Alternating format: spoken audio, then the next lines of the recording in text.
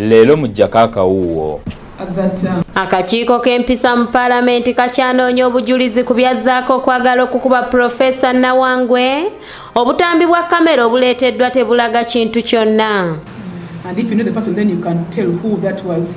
But if you look at the distance here, playback, you can see if we had the cameras in the conference hall, there would have been a footage for this.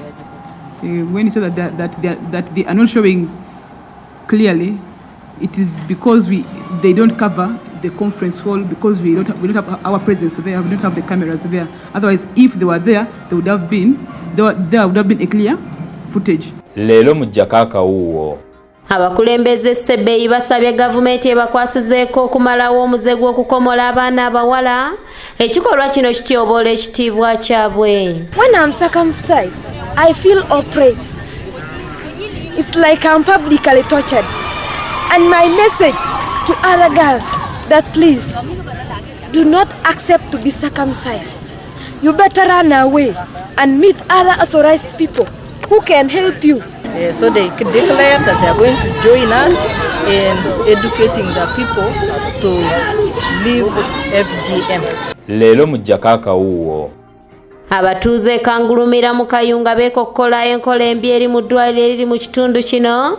Ebiseera ebisinga tebafunayo kuyambibwa. Oba waliwo ekitabo kibasayiningamu bajja ne basayininga bamala bakola ki bavaawo. Era kye tusaba kaawo n'olukiiko lwonna inikyagi bamujje Kangulumira baleete abantu abalala banasobola okukola emirimu obulungi. Abantu baffe baleme kukola ki kufa. Oba weetaaga dokita otuula nga tomanyi odde ku mulyango ki.